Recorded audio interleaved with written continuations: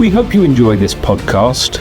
All our conversations are inspired by films we have selected to appear on SDG.VISION. So go and take a look and be inspired by people and organisations who are making valuable contributions to the Sustainable Development Goals and making our world a better place for everybody to live. Now, sit back, enjoy, be inspired, and afterwards, go and take action. Well, a very warm SDG Vision podcast welcome to Joshua Alade from the Nigeria Youth SDGs Network. Hello, Joshua. Hi, Pierre. Happy to be here. How are you? I'm very well, thank you. I've got my jumper on. English summer has finished. It's now back to the cold, I'm afraid. So I'm not very happy about that, but generally I'm okay, thank you. And can you tell our audience, Joshua, whereabouts are you and what's it like to live and work where you are? Sure. Currently, I'm in Abuja, Nigeria, and it's really warm here, different from the UK. Really enjoying it here. I've lived like the past 4 years in the UK in Bradford, so I'm happy I'm not there right now.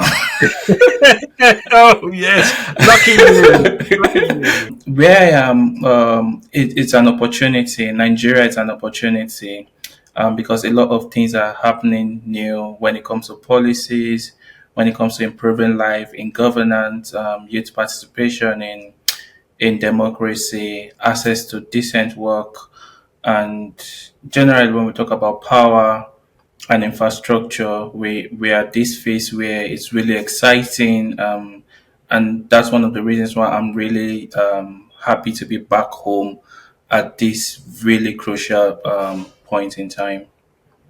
That's really interesting because, I mean, Nigeria, it's a big country, isn't it? How many? Over 100 million, isn't it? About 210. 210, yeah. Goodness. And it's a very young population as well, I think, as well. So that probably adds to the excitement, I imagine.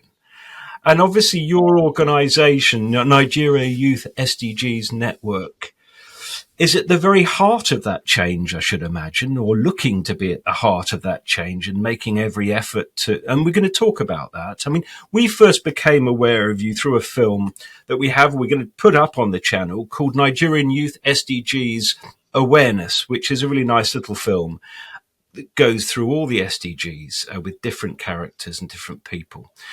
So we'll talk about some of the issues, how you work with the SDGs, why you work with the SDGs. But I guess, first of all, it would be really good for us to find out what is Nigeria Youth SDGs Network? Yeah, sure. Happy to share, Pearl. I had the idea of Nigeria Youth SDGs Network in 2015. I saw it as bringing together youth organizations, youth networks to be able to advocate for youth-led change in Nigeria with one voice. As you may found out, Nigeria has a really high youth population. About 60% of Nigeria's 210 million people are under the age of 30. And we have a median age of 18 years. So we're one of the youngest countries in the world. So the Nigeria Youth SDGs Network is that opportunity to harness the potential of the Sustainable Development Goals, which was launched in 2015 at the United Nations. I didn't have the opportunity to start up the idea until 2017, and that's about 2 years later. And we started with organizing events, bringing young people, youth stakeholders together to talk about the issues that bother young people when it comes to the Sustainable Development Goals, active community work, and also the policies that would really help young people to be able to thrive. 4 years later, in 2021, the organization got registered as a network of youth for sustainable initiative, just to talk about because we wanted to be more national.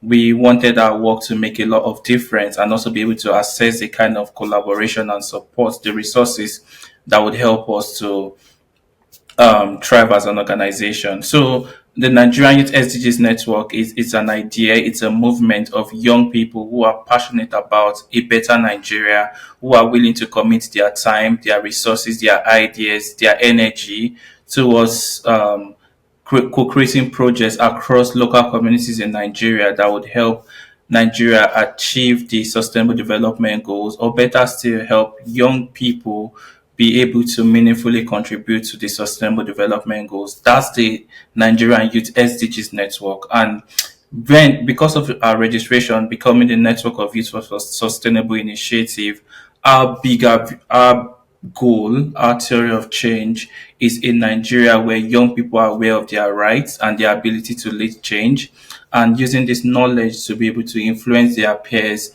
to be able to advocate for youth-led change in Nigeria. So you would see us working around policies, advocating for co-design, co-production of policies with young people, especially when it comes to three things: education, um, entrepreneurship and livelihood, and the ability to participate meaningfully in public life, because these are three areas that you find young people not being able to really participate fully. There's a tokenistic approach to youth engagement in Nigeria, and Nigerian Youth SDGs Network seeks to correct that.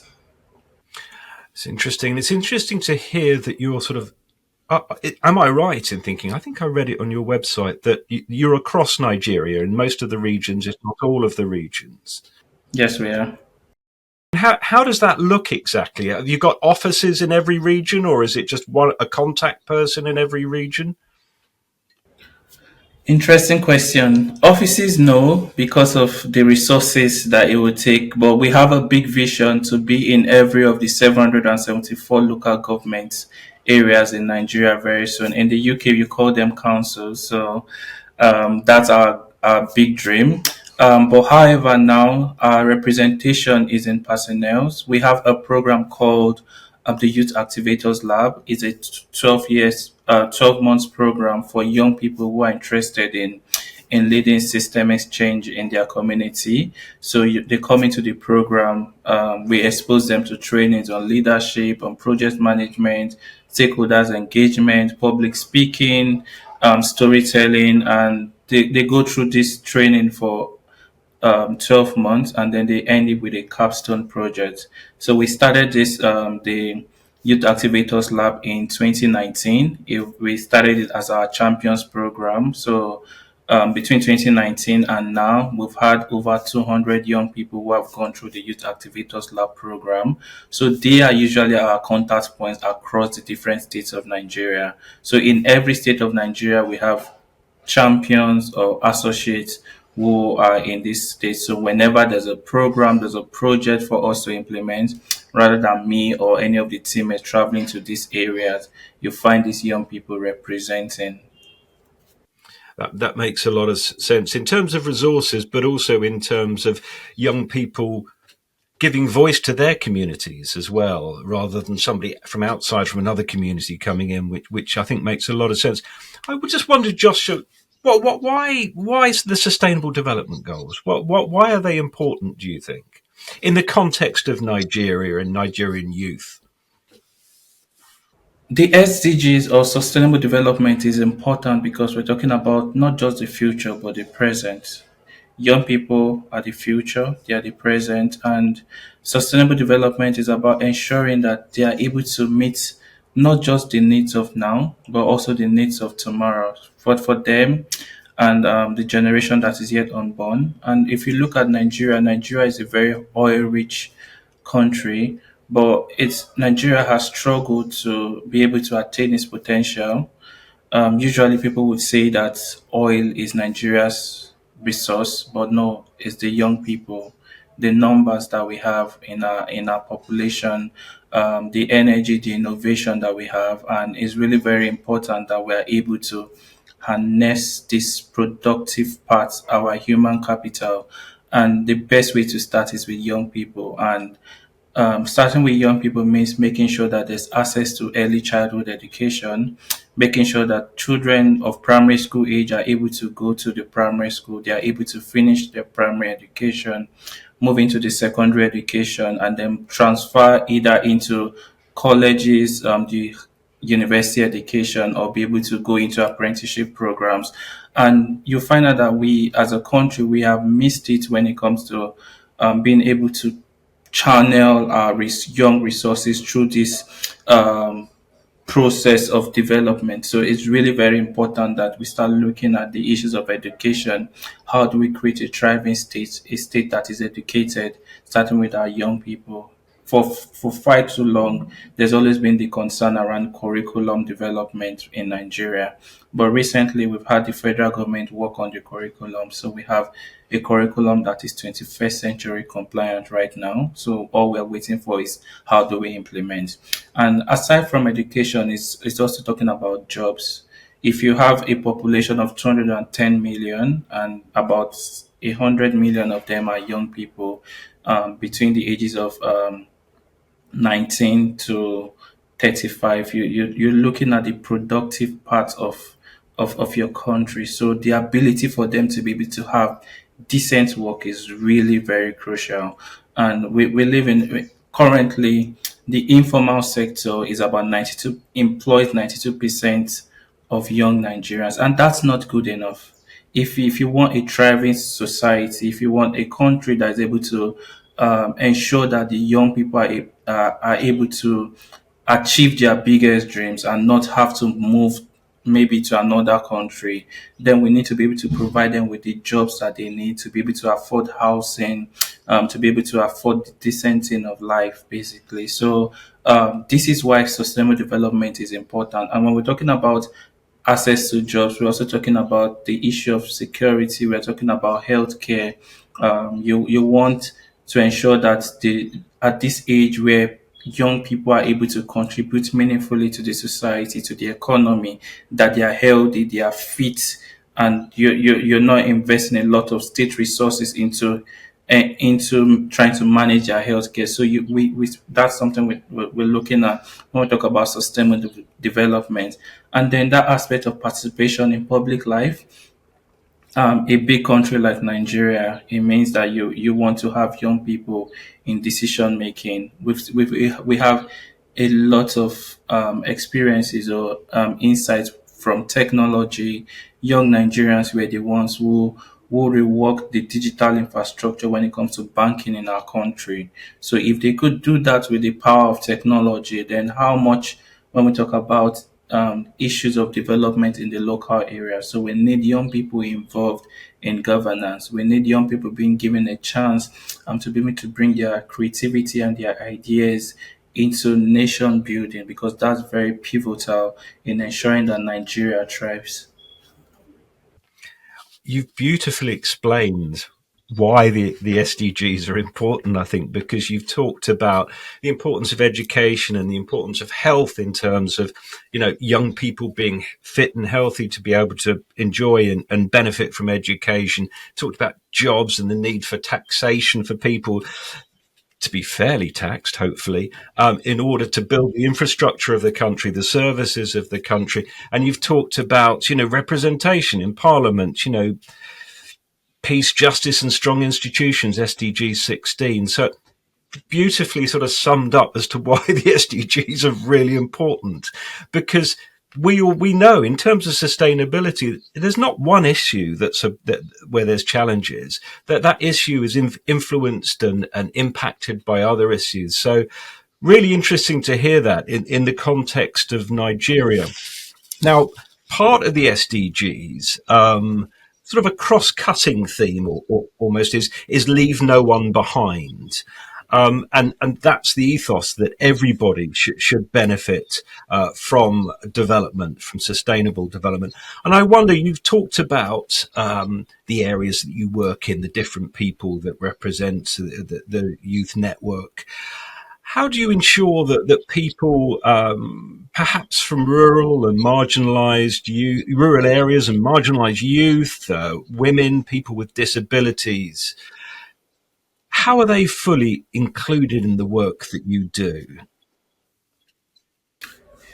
So, well, when we started this work, we one of the things we talked about was how do we ensure that voices that are unheard are represented, and even for people who are not able to speak, how do we ensure that they're represented in the work that we do? And a large proportion of our work tries to target young people who are out of school, those who are living in rural communities, and people who are living with disabilities. We always try to ensure that when we have programmings, we keep some certain quota for people in rural communities. When we're creating surveys or we're organizing workshops, we're looking out for areas that where it will be difficult for people to reach. How do we go meet them where they are? Because again, I always say that people are not hard to reach.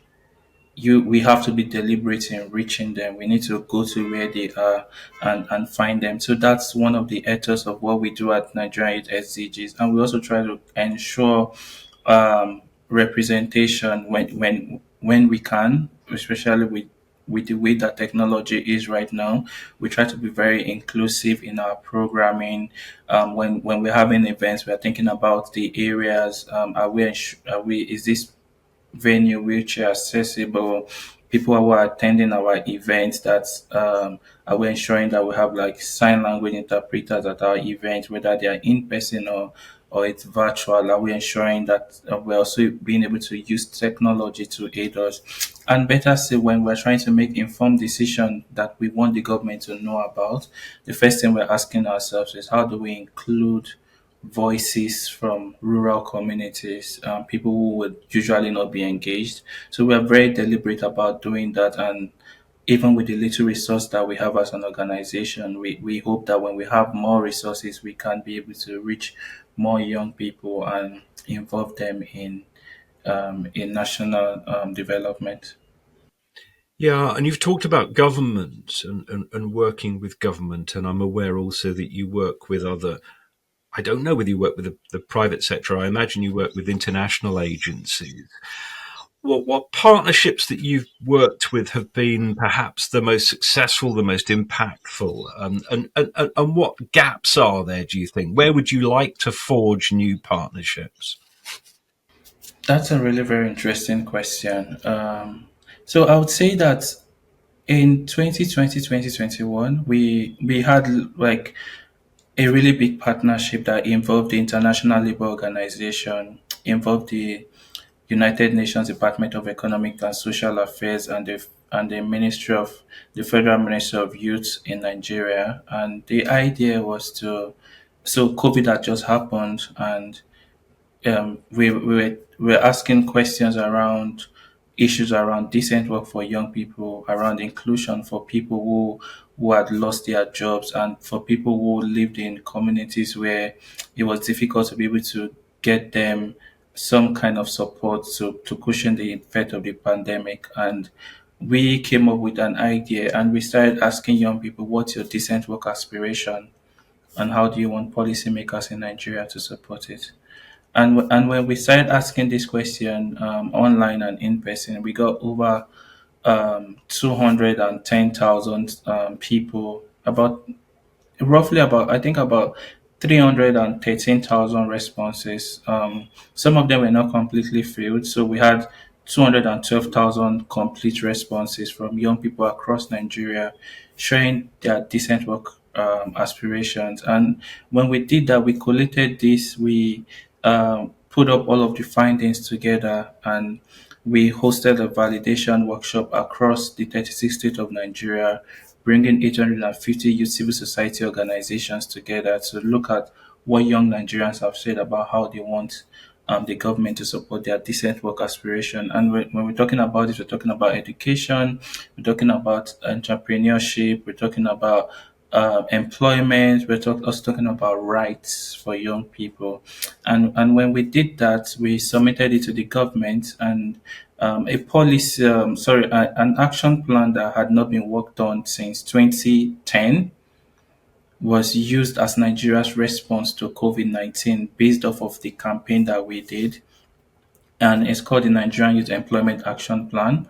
The goal of the action plan was to create 3.7 million jobs every year between 2021 and 2024, to as to cushion the impact of COVID-19 on young people. I'll say that that's one of the biggest projects that we've done because it was national and it had a lot of potential. And the another thing was that in the 2022 national budget of Nigeria, there was a special provision for the first time ever for the Nigerian Youth Employment Action Plan. If as you would understand, oftentimes with brave campaigns like this, the issue would always be about implementation and also technical, the skills, the capacity to be able to implement, which was not there. And our goal as an organization, we're picking up on the Nigerian Employment Action Plan again because it holds a lot of potential for young Nigerians when it comes to their ability to participate meaningfully in the labor market, especially when you look at the skills, the school to work transition. That's one area that we're focusing on for 2026. We're already having some conversations with some development partners like the International Labour Organization again around the Nigerian Employment Action Plan because of the amazing opportunity that that would do for young Nigerians. And aside from the Nigerian Employment Action Plan, we've done some work with the German embassy in Nigeria. Recently, just on Monday, Nigeria's nationally determined contribution 3.0 as part of the Paris Agreement was launched by the government. It was accepted and launched, and our organization played a pivotal role in making that happen because we organized events, we organized sensitization workshops across um, three states in Nigeria, bringing together over 165 civil society organizations and more than 2,000 young people and community members to understand what the nationally determined contributions are and why it's important that they add their own unique experience into the way that climate change is impacting them, because that way we were able to contribute to the national um, validation process for Nigeria's nationally determined contribution 3.0. We still have some other amazing projects coming up. Our major goal as an organization is to see to ensuring that Nigeria has policies that are friendly to young people and also ensuring that those policies are well implemented, that they are tracked, and that young Nigerians are able to lead and thrive. I mean, it's really. I mean, this the scale of the work is incredibly impressive. But I'm sort of drawn back to what you said, about the importance of implementation and the employment action plan, and I think 3 million jobs every year to create for young people. I guess that hasn't happened. But I mean, is that due to political reasons or due to resource reasons, which I guess can be political as well? But if that hasn't happened, how do you think you can make it happen? Because presumably the plan is still relevant today as it was when the plan, because that plan, my understanding, was adopted by the government at the time. Obviously, politics is a difficult game to play, but how can young people get behind you to say, look, this is our plan. We need 3 million jobs.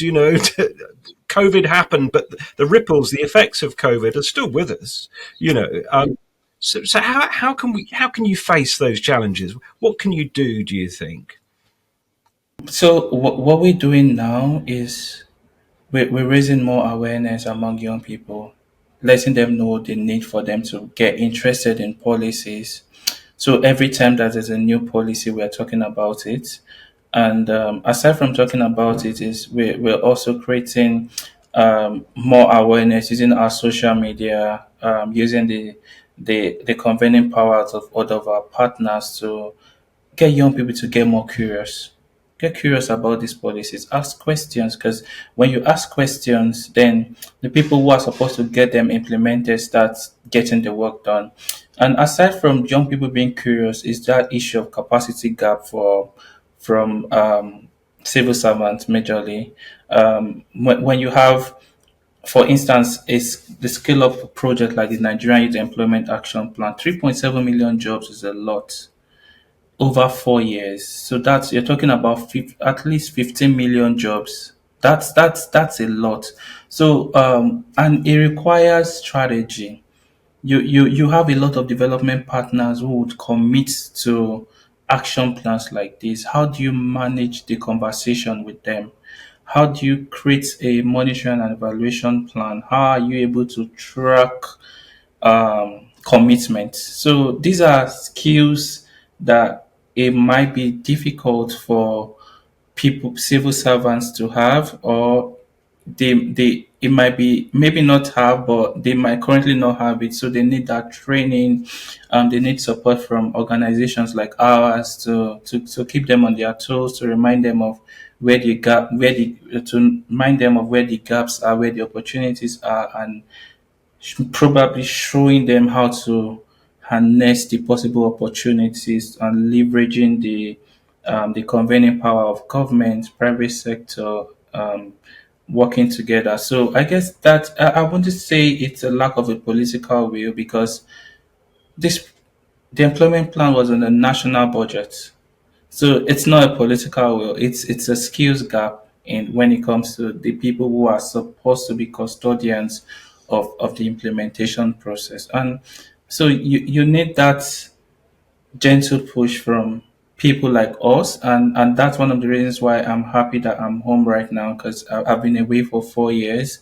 So and then it's also trying to develop this relationship with government, making them see that civil society, young people, we're on the same side. We want Nigeria to be better. We want you to do your job to help us. So it's not a us versus them um, kind of allegiance. No, it's about we working together. You want to do your job right.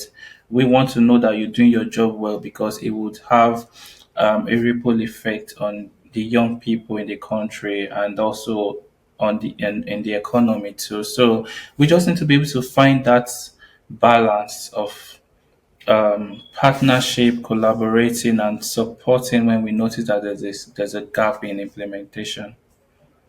I think that's such a wise move.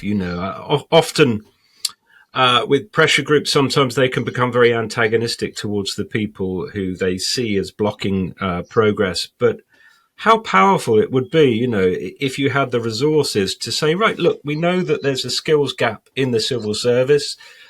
We're here. We're going to try to get you training so that you can deliver. That's really powerful, I think, because you're saying, look, as you've just said, we're all on the same side here.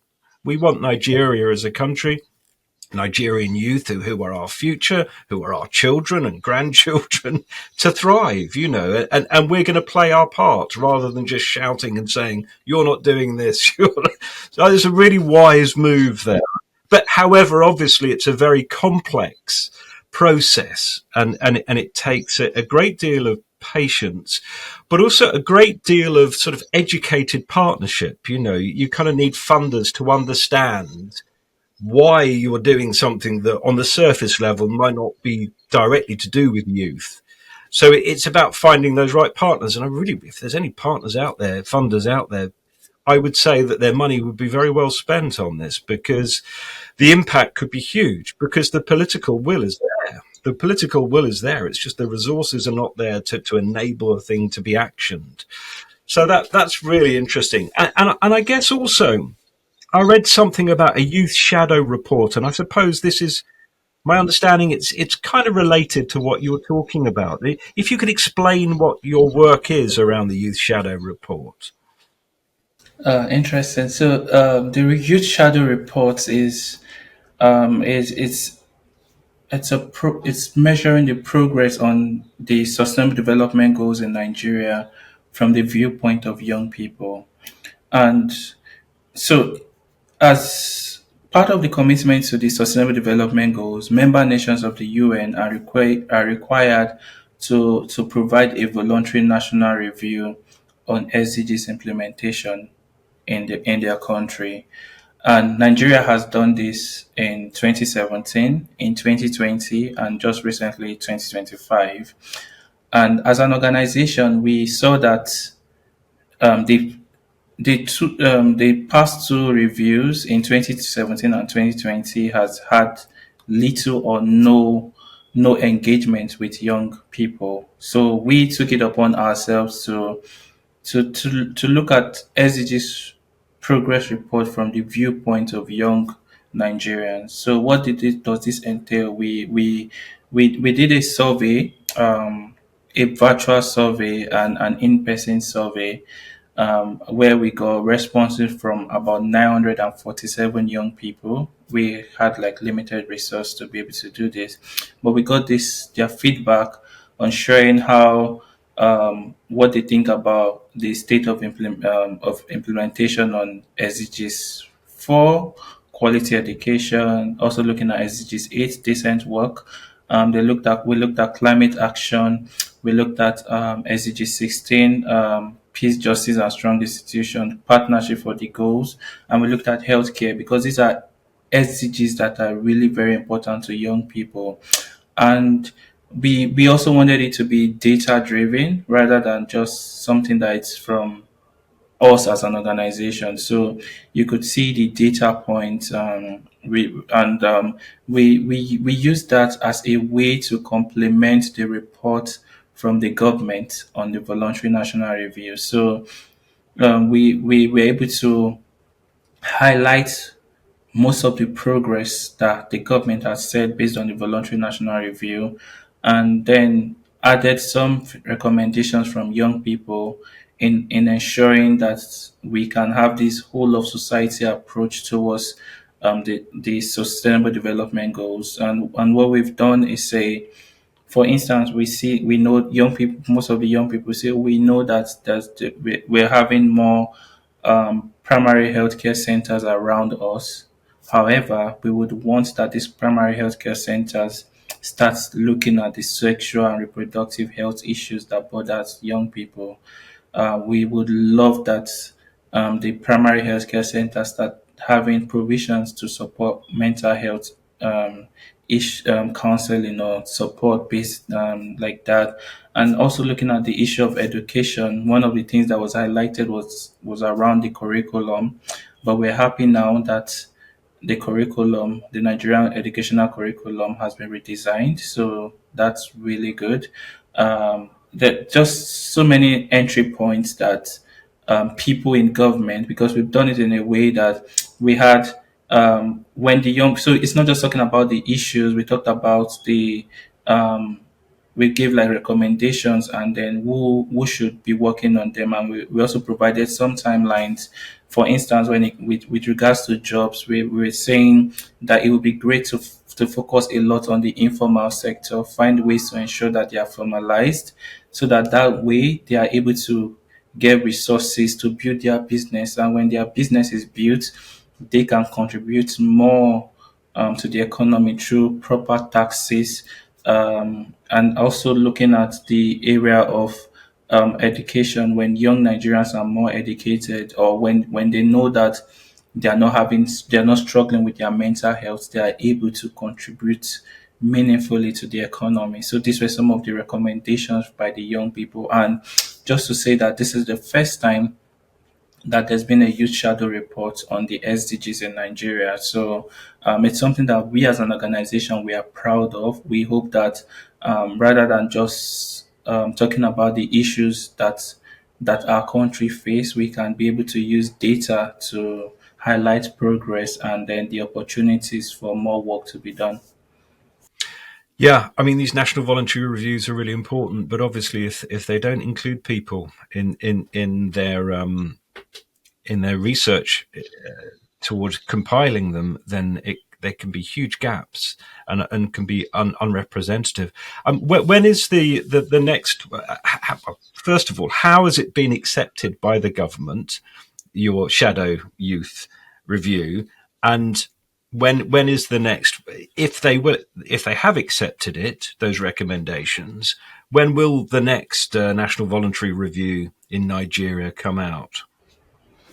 So we met with the senior special assistant to the president on SDGs earlier this month, where we presented this review to her, and she was receptive to them and said that she would love to work more with us based off of the points that we've raised. She was really interested in the issue of mental health when we talked about it, because she said it's also a concern for her, and we let her know that yes, it's a concern, but we believe that if there are jobs, people would, a lot of the mental health issues we face is because of pressure of not being able to make an income, as and in a country where the cost of living is really high. So all of this add a lot of pressure to young people. Sometimes they are measuring themselves with their peers in other parts of the world, and they feel like they are missing out. So this contributes. So we're like, if we can make sure that there are jobs, that this, not just any job, but jobs that are decent, then we'll discover that the issue of mental health is going to come down a little bit more. And so they were receptive. We hope to keep communicating with them. Right now, they're in the US for the UN General Assembly. So hopefully, when they return back, we can have more conversations on using the youth shadow reports and following our last meeting. On following the voluntary national review, Nigeria has made a commitment to provide a report every year, which is good. But um, personally, if Nigeria is going to do that, I would recommend that instead of just a report, it should be data driven, because this way we can make informed decisions. If we have an understanding of how many primary healthcare centers we have in the country, all of these primary healthcare centers, how many of them are functioning well, what are the gaps, and to ensure that we have more centers and also revive those that are moribund, that would be very helpful. I was doing a research about a month ago, just trying to find out, looking at SDGs 4.3 and SDG 4.1 and SDG 4.3, just looking at early childhood education in Nigeria. I wanted to know what's happening with how young people, children getting into school, but there was not enough data. And this is what I would love to see. If there's a new report coming up every year, are we measuring all of this with data? Because then it would help us to be able to do development right. Yeah, and it sounds as if, importantly, you seem to have got the ear of government, which is, which is a really big challenge to actually get somebody who's listening and who's interested. And obviously, their interest in mental health has allowed you to explore other areas such as employment. Again, it's this sustainable development method of linking issues, etc., which I think is really important. And, to be fair to government, not everybody is aware of sustainable development, and the tools that sustainable development has to offer. So there's an educational process there, which I think is really important, that civil society can educate and work in partnership with government, local government, regional and national government. Another issue that I wanted to talk to you about, because we're really keen on them, is Nigeria's People's Assembly. If you could explain what it is and whether you think it can be scaled across Nigeria, perhaps it is, I don't know. But it strikes me that, again, for youth to have a voice in the People's Assembly would be a really good way of achieving representation.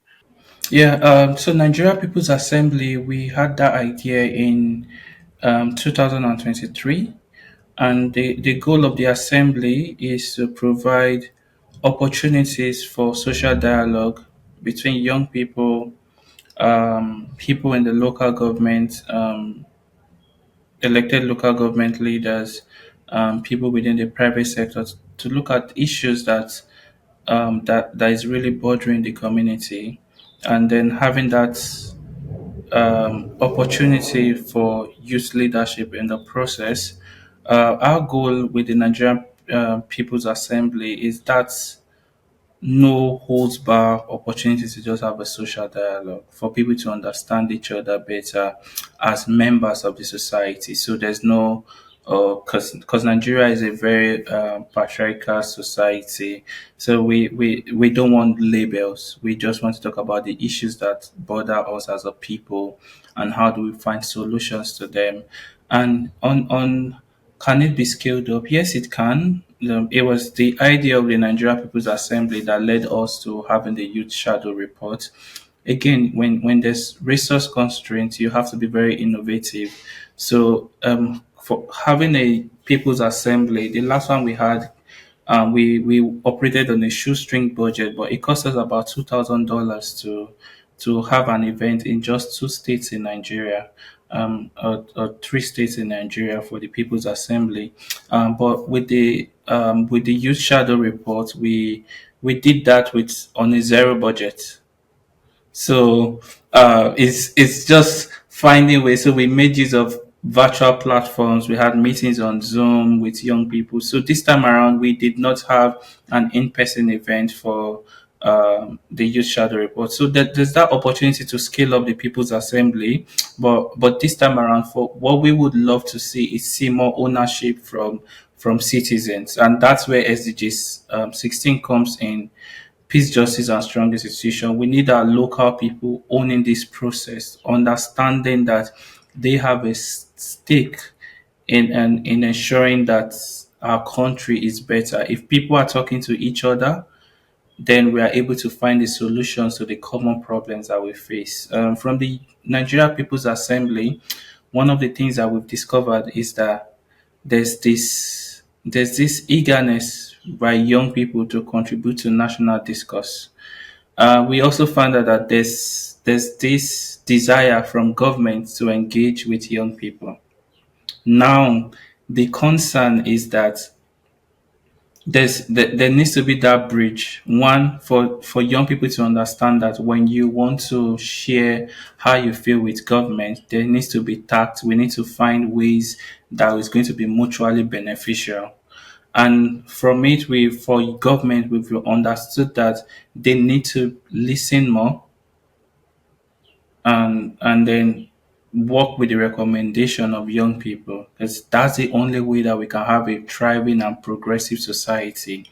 And which is why when we were this year we worked on the Youth Shadow Report. Hopefully, now young people have been able to use um, they've used social media, they've used the surveys, the conversation via Zoom to talk about the issues that they would want the government to tackle. And we hope that the government would read the Youth Shadow reports, listen to what the young people are saying, and then find ways of creating provisions to ensuring that the needs, the desires of young Nigerians are met. I mean, did you say that the Nigeria People's Assembly has so far only taken place in three states? Is that right? Yes, yes. And how does it look like? Do you actually have? Is it only young people? You mentioned private sector as well and government. So what does it look like? How many people are involved in it? How often does it take place? Or is it still in that sort of planning or stage at the moment? So we've only had it once, and we had it once hoping that we'd have resources to be able to move with the momentum following the reports that we've shared and some of the gains from the conversation. Typically, we have about 50 to 100 people in the room. 70% of them are young people. About 30% of them are still in the university. So, and so it's more of engaging with people who really want to have a say in national discourse, and then providing that opportunities for them to share, knowing fully well that um, whatever they say is not going to be held against them, like using the Chatham House rule. And then we also try to invite government stakeholders to the room. We also invite people from civil society and then the private sector. So there's that sharing. So, for instance, the one we had in Abuja, we had we had a representation. So we had a panel, we had a young person, someone in civil society, someone from the academia, and someone from government. And there was that opportunity to share, oh, this is what government is doing when it comes to these SDGs. And then the opportunity for people to say, oh, we see what you're doing, but hey, you could do it better this way. For instance, we see that, I'll give an example that was shared. Someone sharing that we see that you're trying to do something around curriculum, which is great, but that should not be what you should be focusing on. It should be done by another agency of government. How are you supporting those ones to make it happen? We also see that you're trying to do a lot of things. Can you concentrate on the ones that would give like more meaningful impact? And when they ask this question, because if you're outside of government, you see with one eye. So but then the representative of government give like a really good feedback to say, oh, we work, we are always in sync with other MDAs. So whatever we do is in collaboration with them, even though we don't say it, but that's how it is. So it helped us to know, and then it also created that opportunity to have a level playing ground, to have an understanding that when we have social dialogues, it's for constructive progress. So that's how it has been. And I'm so happy that now we've moved on to creating a youth shadow report, which is something that we would want to keep doing until 2030, because we want to be able to highlight the progress that has been made and also share the opportunities to do more for young Nigerians. And also, the Youth Shadow Report and the People's Assembly, they kind of feed off of each other as well, don't they? I mean, they're interrelated. And can you imagine every area in Nigeria having a People's Assembly? Oh, that would be lovely. That would be lovely. That would be real democracy. That would be real democracy, wouldn't it? I'm really, I'm really taken, and I think it's really true in development, the importance of working together, rather than working in antagonism. And look, yes, we're making suggestions, but it's not a criticism. We know that, for example, civil servants and government officials, we know you're under a lot of pressure. But we're just saying, look, this would be great from our perspective. Can we make this happen? And that's dialogue and engagement, and it really should be at the heart of every democratic society. So I think you're doing great work on that, and I really look forward to seeing an assembly in every region, every state, every town of Nigeria. Wouldn't that be wonderful? Nigeria would be a better nation for it, and the opportunities for people would be far greater, I'm sure. Um, I, we've talked so much. You do so much work in the network. The Youth Voice Counts. I saw there's a project called the Youth Voice Counts. I don't know whether you have time to talk to us about that, Joshua. Yeah, sure, I do. So the Youth Voice Counts, we launched that in 2023, just on the run to the Nigeria's general election, and the idea was hosting event. We had events in, I can't remember. I think about four cities in Nigeria, bringing young people together to share um, what kind of ways would they love to be included in the election process, and what are their needs? Because again, the last presidential election in Nigeria, um, for me, it didn't go according to plan. And when I say according to plan, with regards to having the aspirants share their proposal for the country. So I would have loved to see a debate between all of the presidential aspirants, but we never had the opportunities for that. So that's and that was why we said, is it possible for us to have an event where we bring young people together to share um, the issues that bother them with the in Nigeria, and how can we fit that into maybe questions or into the ongoing process for the elections. And so that's how the Youth Voice Counts project started, and we've moved up on the project to not just talking about the elections alone, but right now looking at policies that that impact young people. So we've grown the project from the Youth Voice Count to something we call the Youth Voice Niger. So the Youth Voice Niger is young Nigerians talking about um, the struggle that they face in implementation in co-design of policies, because elections happen every 4 years, but implementations of policies happen every day of the 4 years. So what we noticed that, for instance, Nigeria doesn't yet have a youth policy, because the last youth policy was due for a review in 2023, and this is September 2025. So it's been 2 years now.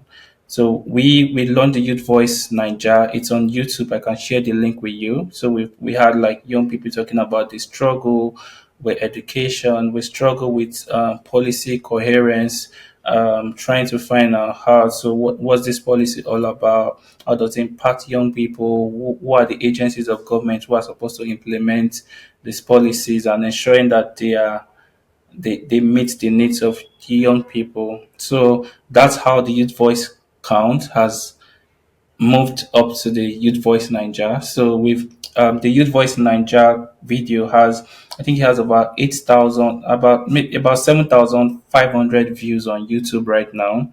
It was launched just last month on International Youth Day, to focus more around the urgency of having a working national youth policy and having a national employment policy that caters for the needs of young people. Great. And we'd love to feature that, if it's okay with you, on this channel as well, because it sounds really important. And, this is stuff that can relate to other countries as well. It's not just related. These mechanisms that you're promoting are not just related to Nigeria. As we said before, it's about democracy, and it's about active democracy, grassroots democracy.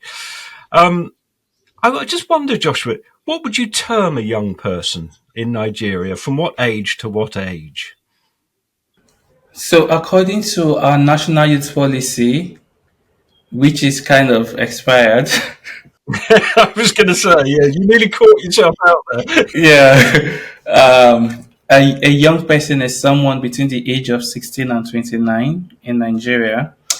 However, based on the African Youth Charter, which is evergreen, a young person is someone between the age of 18 and 35. And this is looking into issues around when does the person get into secondary school, when does the person get into the university, when does this person have the opportunity to get a job, because in Africa it's not like England where, or the UK, where people are able to get jobs while even when they're in high school. So it leaves that gap for people who might struggle to get into the labor market. So usually you find out that, for instance, in Nigeria, you're finding someone who is 27 or 28 just leaving the university, and then they have to go for a 1 year national service called the National Youth Service Corps for a year. So someone who's that's like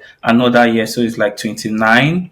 So giving that buffer to saying, oh, you when you get out of school, when you're done with this service, you might not get a job. So giving that 30, 35 years, that 5 years gap, to be able to harness possible opportunities that would go for a young person in the country. So, according to the National Youth Policy of Nigeria, a young person is someone between the age of 16 and 29.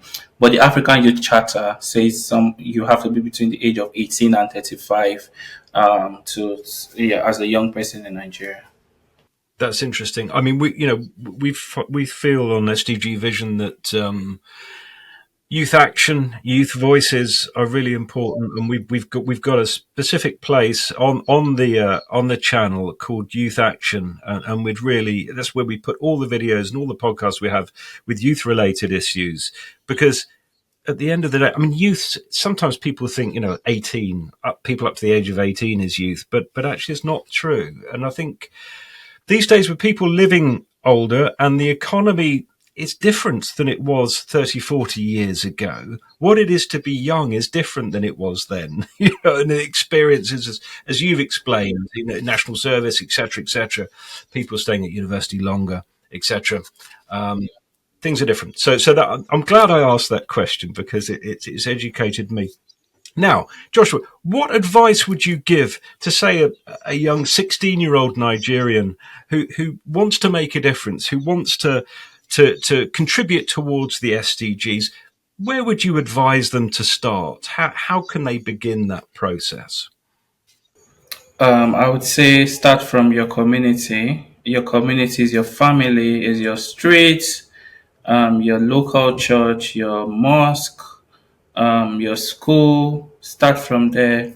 Start by encouraging people to take care of the environment, encourage them to think about how their contribution is impacting the society, the world where they live in, asking them volunteer for causes that you are passionate about. It could be an environmental cleanup.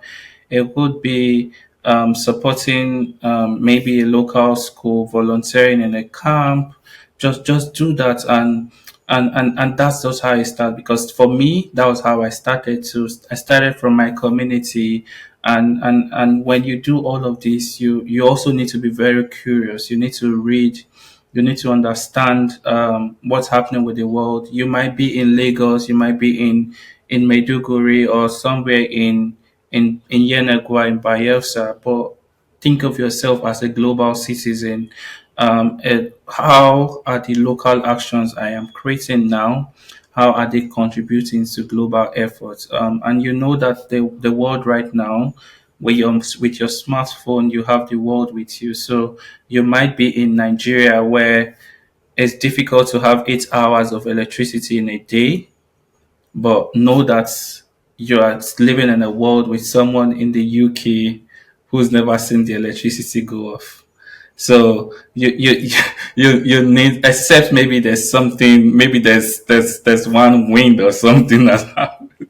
So that's, think, see yourself as a global citizen. You might be curious, read, think of the world beyond where you are right now, and be patient. A lot of times as a young person you feel, oh, I've heard about, for instance, you heard that Malala was 18 when she won the Nobel Prize. um, it's you're on your own clock. I always tell people that you're on your own clock. You don't need to compare yourself with other people. Read, be better, contribute the little that you can, and do not be satisfied with average. With average, like, oh, this is just good enough. Joshua, what are the plans left for Nigeria Youth SDG Network? Interesting. Our plans. So we noticed that there's a gap when it comes to policies. So we're trying to create a youth policy lab, like an incubation for 12 weeks, bring in young people who are curious or who want to make a difference with a particular policy that they have identified. So we take them through a 12 weeks program, understanding the policy process, the formulation process, how to go about collaboration. We're doing a lot of youth research. We want all of our work to be evidence based. So we're planning to do a youth research, another youth research, just looking at the relationship of young people with the environment, and hopefully that's going to be able to inform government on building, on making sure that the society, our country, helps young people to be able to achieve their biggest potential.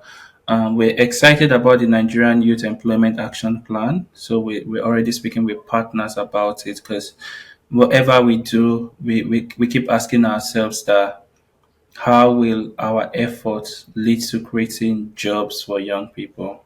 That's what we're thinking about. We're asking how will anything that we do help ensure that policies are being implemented to make a difference in the lives of young people. So over the next six months, we hope that some of the plans that we have in place, like the Youth Policy Lab, will be launched. We're also going to be doing a call for applications soon for the Youth Activators Lab. It's a 1 year program, but we're looking at making it a 6 months program right now so that we can bring more young people into the program. So for next year, we'll have 2 cohorts.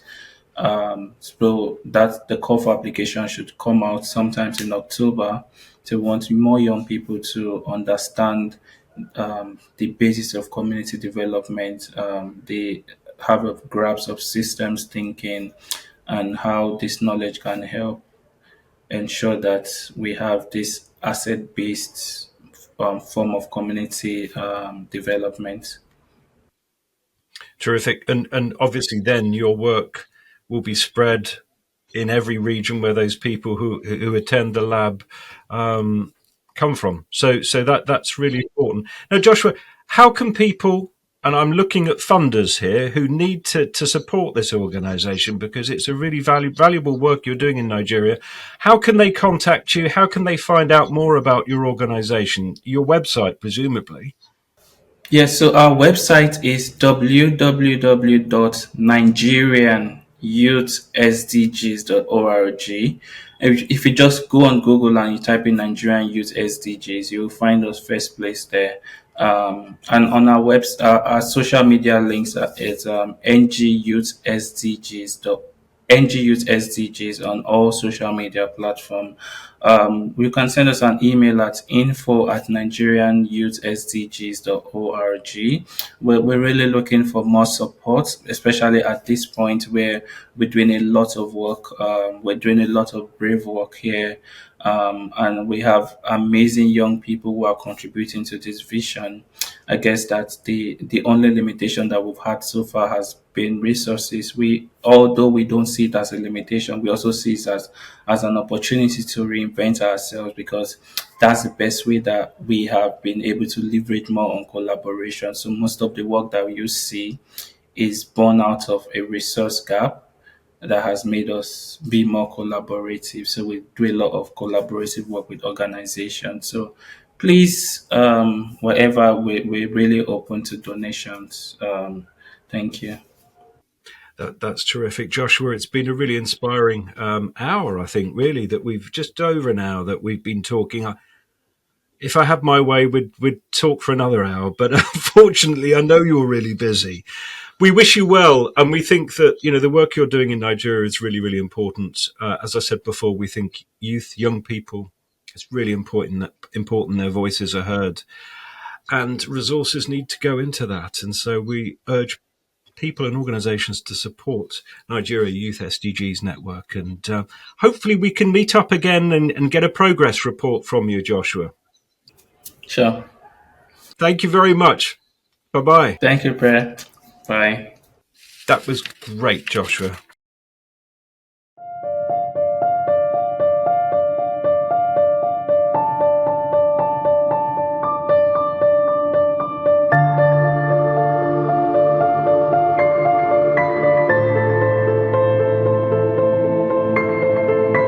How does it feel living in a world where every man is able to meet his needs, where every family is financially sufficient and able to contribute to the welfare of the society? Such world is possible. My name is Adenike Bamigbade. I stand for no poverty. I stand for zero hunger, a world where no one goes hungry, and a world where no one has to ask if there's food. I believe in a world where no child has to die of diseases we can cure, where proper health care is a lifelong right for everyone. Over 260 million children are out of school worldwide. Let's ensure quality education and give lifelong learning, inclusive education for all. I believe both males and females are created equal, should be treated equally, and should have equal opportunities to express themselves in the society. When this is done, then we'll have a better world to live. I believe in a world where proper toilets and clean water will be made available to all in schools, homes, and workplaces. Today, the conventional energy sources we have are expensive and they are hazardous to the environment. And I stand for clean and affordable sources of energy. I believe that every young person has the right to a well-paying job which leads to economic growth. Innovative industries are the backbone of the growing economy and generation. I am Blessing. Let's work towards creating innovative industry and infrastructure. A world where you are you, I am me, and we are both given equal opportunities. I stand for reduced inequalities. I stand for sustainable communities and cities. We can put an end to damaging our environment. We must be responsible for what we produce and what we consume. Whatever we take out of our earth, we should ensure that we put it back right in it. Over the years, our ecosystem has been depleted by man's misuse of the environment, leading to rising sea levels, which has also led to flood, drought, and other rising heat waves on plant life and animal life. We need to respect the ecosystem, we need to respect Mother Earth, so Mother Earth can take care of us, and also the future unborn, which is the goal of the SDGs. The way we take care of life on ground is the same way we should take care of life below water. Flora and fauna and massive resources below seabed. I stand for life below water. Hi, my name is Rachel Wakimbebuje. We must protect and restore life on land. War and terrorism have caused great pain in our society. So therefore I introduce to you peace, justice and strong institutions. The SDGs are individual goals. We are stronger and achieve more when we work together. We stand for partnership for the goals.